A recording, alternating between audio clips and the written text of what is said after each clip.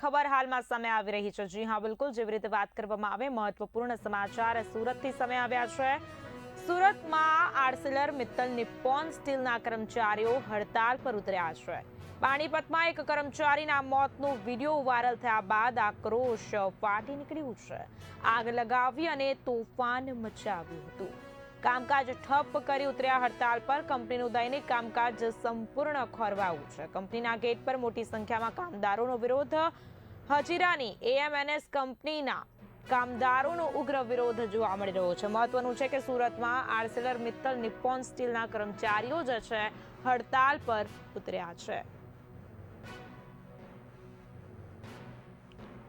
જણાવી દઉં કે પાણીપતમાં એક કર્મચારીના મોતનો વિડીયો વાયરલ થયા બાદ આક્રોશની લાગણી જોવા મળી રહી છે। આગ લગાવી તોફાન મચાવ્યું હતું। કામકાજ ઠપ્પ કરીને ઉતર્યા છે હડતાલ પર। કંપનીનું દૈનિક કામકાજ સંપૂર્ણ ખોરવાયું છે। કંપનીના ગેટ પર મોટી સંખ્યામાં કામદારોનો વિરોધ।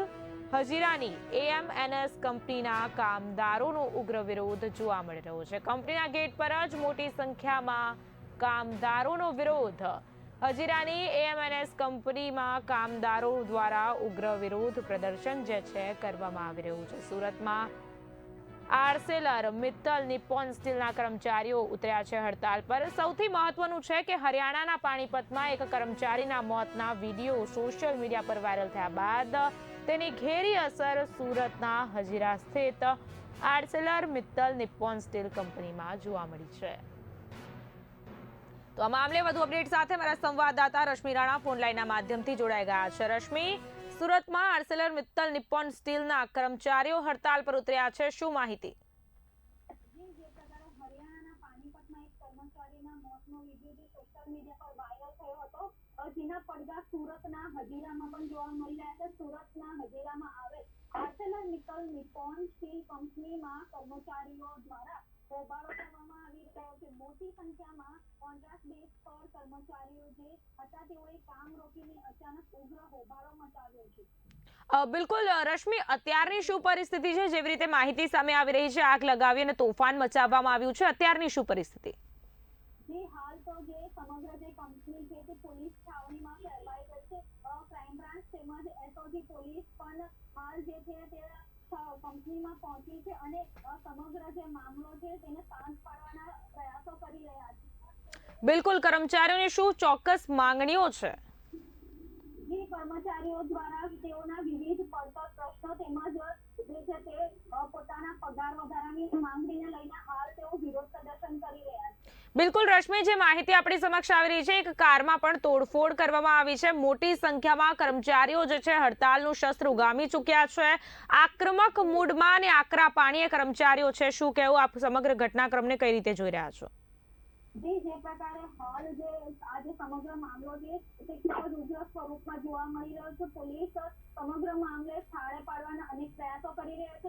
કર્મચારીઓ જે છે તેઓને સમજાવવા માટે પણ કંપનીના ઉચ્ચ અધિકારીઓ ઘટના સ્થળે પહોંચ્યા છે અને જે શ્રમિકો છે તેઓને સમજાવી રહ્યા છે।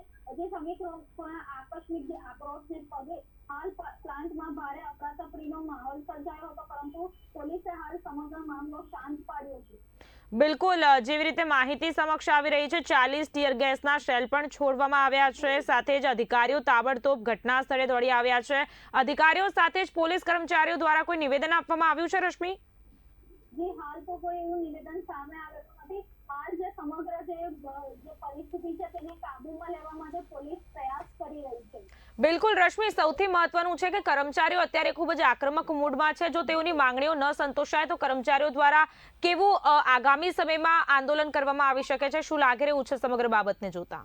આ જે સમગ્ર બાબત છે જેમાં કર્મચારીઓ દ્વારા ચોક્કસ રીતે જણાવવામાં આવેલું છે કે જો તેઓની આ માંગણીઓ નહીં સંતોષાશે તો આગળ તેઓ ઉગ્ર આંદોલન પણ કરશે તેવું તેઓએ ચીમકી આપી।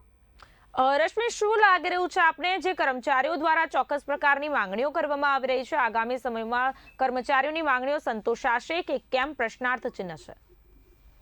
જે આગામી સમયમાં હાલ તો જે કર્મચારીઓ છે તેઓને સમજાવવાનો પ્રયાસ કરવામાં આવી સમજાવી રહ્યા છે। લાગે છે કે જે કંપની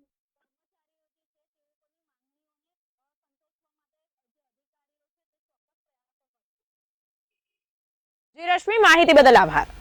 મહત્વની ખબર સુરતથી. સુરતમાં આર્સેલર મિત્તલ નિપ્પોન સ્ટીલના કર્મચારીઓ હડતાલ પર ઉતર્યા છે. કારમાં તોડફોડ. પાણીપતના એક કર્મચારીના મોતનો વિડીયો વાયરલ થયા બાદ આક્રોશ. આગ લગાવી અને તોફાન મચાવવામાં આવ્યું છે તો સાથે સાથે 40 ટીયર ગેસના શેલ પણ છોડવામાં આવ્યા.